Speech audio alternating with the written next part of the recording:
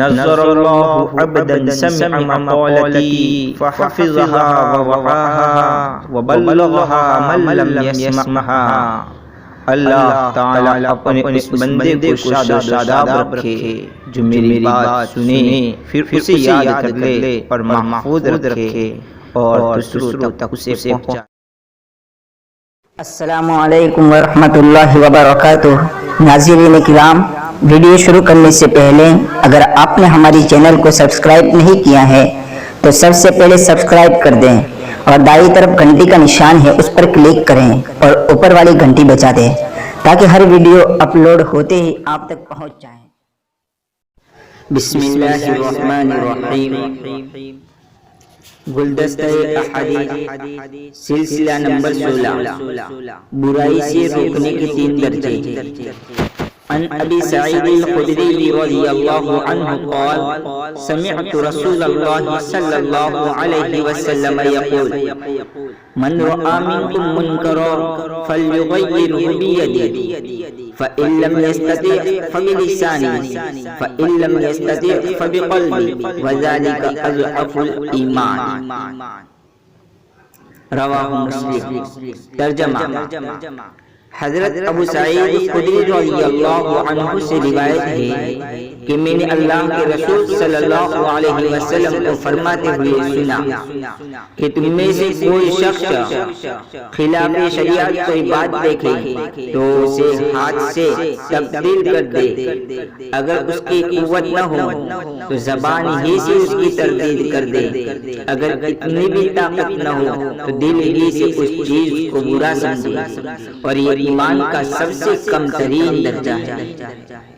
مطلب اس حدیث میں برائی کو روکنے کی ترغیب دی گئی ہے۔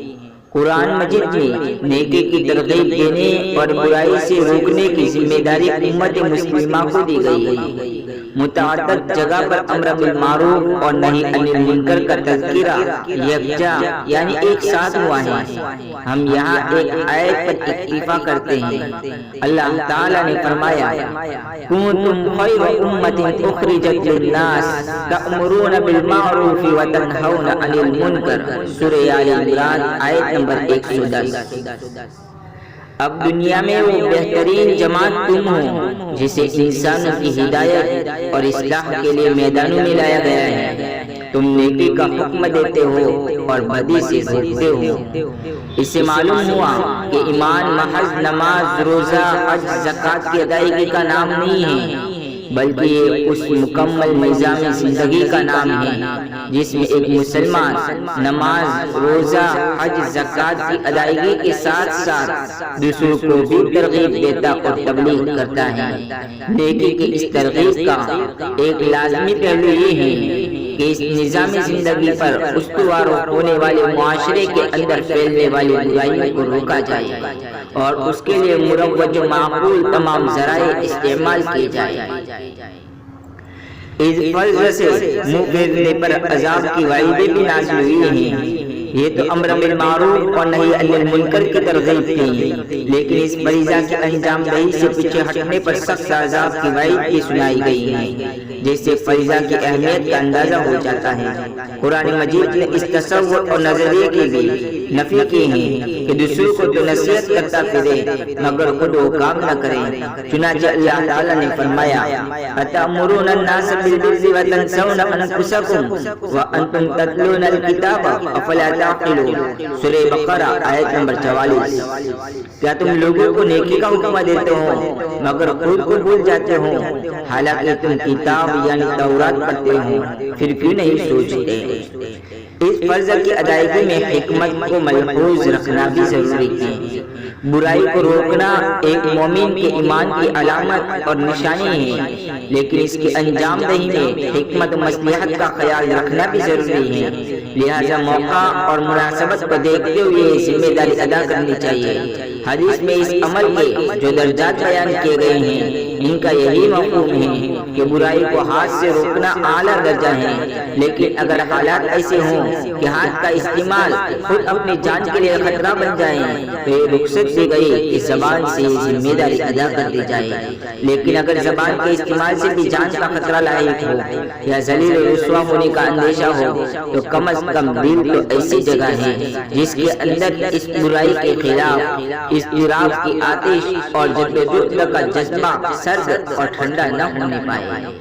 ایمان کی کمزور ہونے کا مفہوم یہ ہے کہ ایمان کی کمزور ترین درجے سے یہ مراد نہیں ہے کہ ہاتھ اور برائی کو بدلنے کی طاقت نہ رکھنے والا جب دل سے اس برائی کو برا سمجھتا ہے تو اس کا ایمان دوسروں کے ایمان سے کمتر ہو جاتا ہے، بلکہ مراد یہ ہے کہ ایسی جگہ پر برائی کو صرف برا سمجھنا ادنا ایمان ہے، کیونکہ عمل تو ایمان کا ہی ثمرہ اور پھل ہوتا ہے، اور نہی عن المنکر کے ضمن میں ایمان کا اعلیٰ ترین درجہ یہ ہے کہ مومن برائی کو صرف برا سمجھنے پر ہی اکتفا نہ کرے بلکہ اپنے ہاتھ سے اسے روک دے۔ اگر وہ اس کوشش میں قتل کر دیا جائے، مار ڈالا دے جائے تو وہ شہادت کا مقام پائے گا۔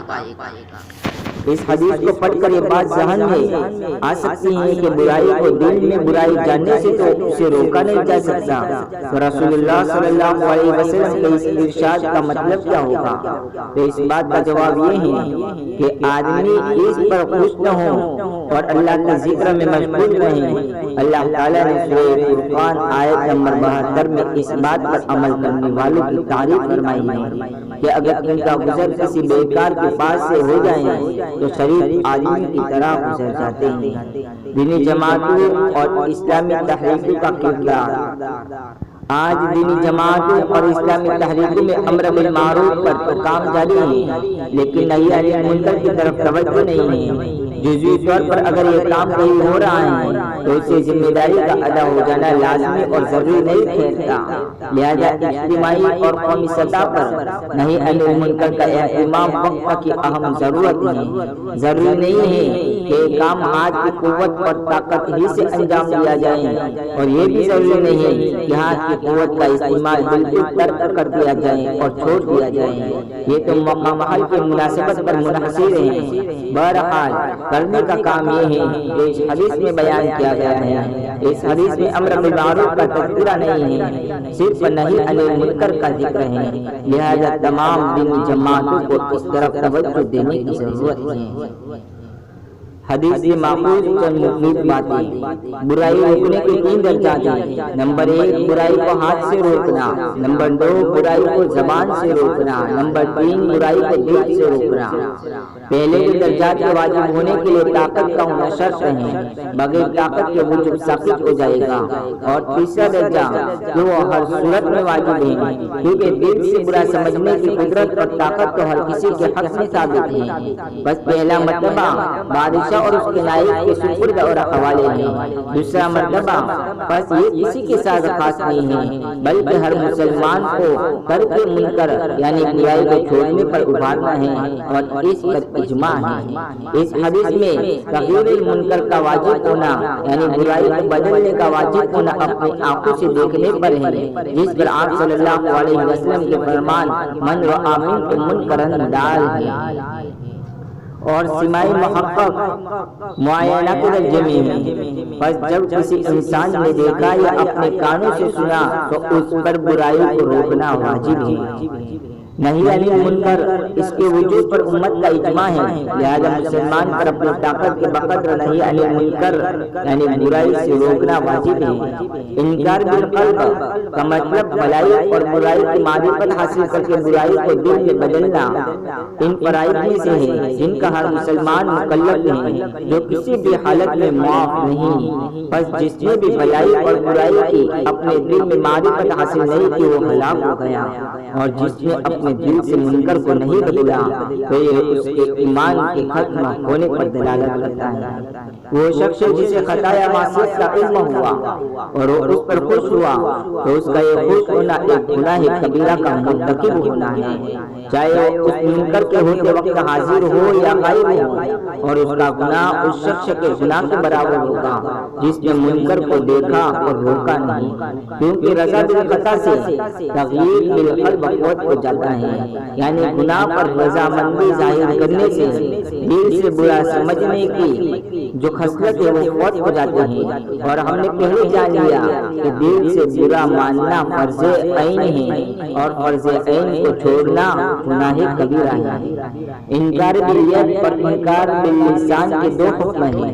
نمبر ایک تو فرض کفایہ ہے، کب جب کسی مسلمان میں بہت سارے لوگ منکر دیکھیں یا جانیں تو اس منکر کو اپنے ہاتھ یا زبان سے روکنا اور بدلنا ان تمام پر فرض کفایہ ہے۔ بس اگر کسی ایک نے بھی روک دیا تو فرض سب پر سے ساقط ہو جائے گا، یعنی معاف ہو جائے گا، اور اگر کسی نے بھی نہیں روکا تو ہر وہ آدمی گنہگار ہوگا جو بغیر کسی عذر اور ڈر کے روکنے کی قدرت رکھتا ہے اور اس فرض کفایہ پر دلالت کرتا ہے۔ اللہ تعالیٰ کا فرمان وَلْتَكُن مِّنكُمْ أُمَّةٌ يَدْعُونَ إِلَى الْخَيْرِ وَيَأْمُرُونَ بِالْمَعْرُوفِ وَيَنْهَوْنَ عَنِ الْمُنكَرِ، سورہ آل عمران آیت نمبر 104۔ اور ان میں سے ایک ایسی جماعت ہو جو خیر کی طرف بلائے اور بلائی کا حکم کرے اور برائی سے روکے۔ دوسرا حکم فرض عین ہے، جب کسی ایک آدمی نے منکر دیکھا یا جانا اور وہ اسے روکنے پر قادر اور طاقت رکھتا ہے تو اس پر نہی عن المنکر یعنی برائی کو روکنا فرض ہے۔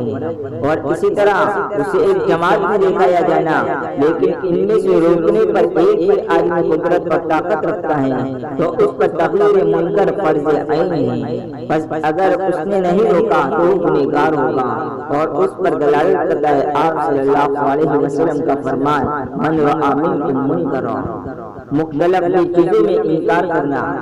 انکار منکر یعنی روکنے والے کا روکنا ان چیزوں پر ہے جن کے حرام ہونے پر مسلمانوں کا اجماع ہے، یا ان چیزوں کے ترک اور چھوڑ دینے پر جن کے فرض ہونے پر اجماع ہے، جیسے شراب پینا، سود لینا وغیرہ۔ اور وہ چیزیں جن کے حرام ہونے یا فرض ہونے میں علماء نے اختلاف کیا ہے، ان پر اس شرط کے ساتھ کہ یہ اختلاف معتبر علماء کی جانب سے ہو اور بادلیل ہو، نہیں علی المنکر نہیں ہے۔ وذالک اضافہ ایمان کا مطلب اس سے معلوم ہوا کہ امر بالمعروف اور نہی عن المنکر ایمان کی خصلتوں اور عادتوں میں سے ہے، اور دلالت کرتا ہے اس بات پر کہ جو آدمی ایمان کی دو خصلتوں میں سے کسی ایک خصلت پر قادر ہے اور اس نے وہ خصلت کر دی تو وہ آدمی اس شخص سے زیادہ افضل ہے جس نے اس کو اس سے عاجز ہو کر چھوڑ دیا۔